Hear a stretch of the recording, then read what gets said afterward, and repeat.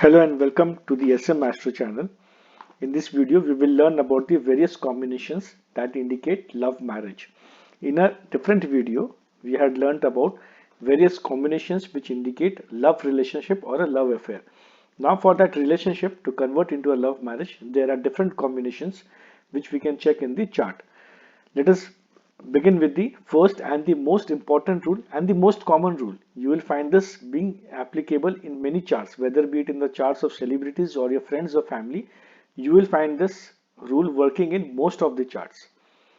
So the first rule is to check any relation between the fifth and the seventh house in D1 and in D9. Let us understand this with an example. We will use the Pisces ascendant chart for this example. For Pisces ascendants, Moon becomes the fifth house lord. The fifth house is the house of love and romance. Mercury becomes the lord of the seventh house. The seventh house is the house of marriage. Now, if there is any relation between the fifth and the seventh house lord, if supposing the seventh house lord sits in the fifth house or the fifth house lord sits in the seventh house, or both of them exchange houses, then this becomes a very strong combination for love marriage. Especially exchange of houses is a very strong indicator. Or if they are seated together, let's say Moon and Mercury are seated together in any house, then again it indicates a possibility of a love marriage, or both of them are aspecting each other, or either one of them is aspecting the other planet, then also it can be a love marriage combination. The other way to check this combination or relation is by nakshatra, by constellation.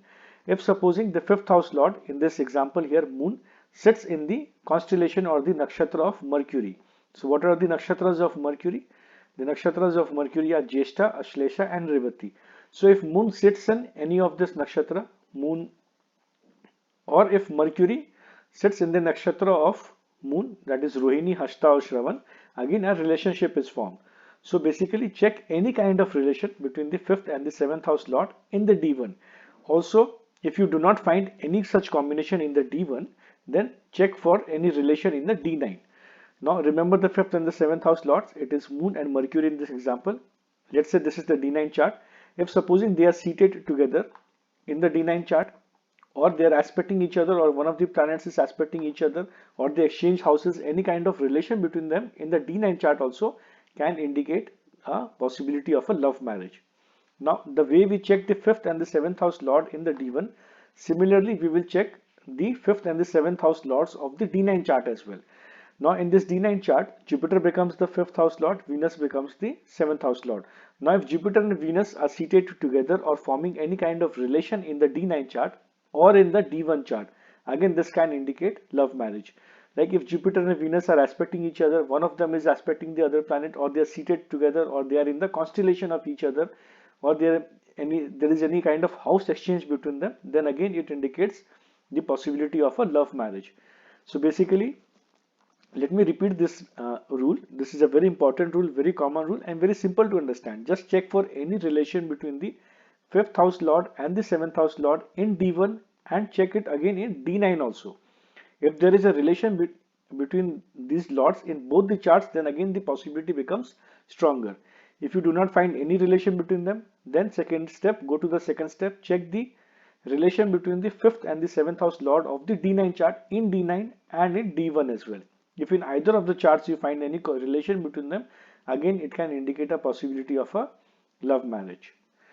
The second rule is a strong Mars and Venus in chart. Now Mars in the natural zodiac becomes the lord of the first house, which means Mars is ourself, and Venus is the natural significator of marriage and love and romance. So if Mars and Venus are in strong dignity in a chart, both are exalted, both are seated in trine houses, both are in friendly signs, both are aspected by benefics only, there is no malefic aspects on them. If that kind of scenario exists in the chart, then again it can indicate towards love marriage. But both have to be strong. If either Mars is strong and Venus is weak, or Venus is strong and Mars is weak, then it won't work. Both the planets have to be strong in the chart.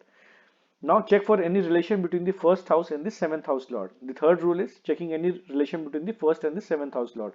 If supposing the first house lord sits in the seventh house, or the seventh house lord sits in the first house, or both of them exchange houses, then again this is a very strong indication of a love marriage.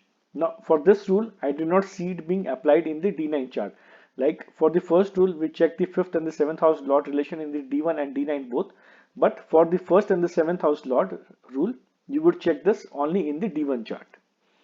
Or if they sit if the 7th and the 1st house Lord sit in each other's nakshatra or in each other houses, then again it is a very good combination for love marriage. Any relation between Sun and Venus or Sun and Mars or Mars and Venus in the chart can also indicate love marriage. Any involvement of the third house with the 5th and the 7th house can indicate love marriage, because third house is the house of our effort, courage and bravery. So if any kind of relation is formed with the third house, it means we will put in much effort, we will use our courage to convert our relationship into a love marriage. So if supposing either 5th or the 7th house Lord sits in the third house, or the third house Lord, which becomes Venus here in the example, joins this 5th and 7th house Lord or forms any kind of relation with them, again this can indicate love marriage.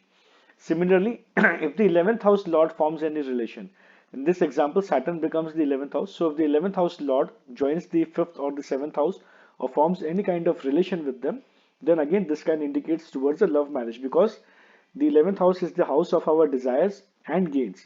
So when this Lord joins the 5th or the 7th house, it means we can gain, we can have our wish fulfillment in matters of love or in matters of marriage, again in matters of love marriage.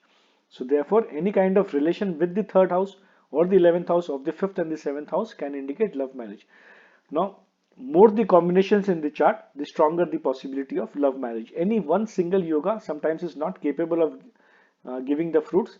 So the more the relation, the more the combinations in the chart, the stronger the possibility of a love marriage. But remember the first rule is primary and applies in many charts. This is a very common basic rule, and this you will find giving you success in many charts. I hope you like the video. Please do like, share and subscribe the channel.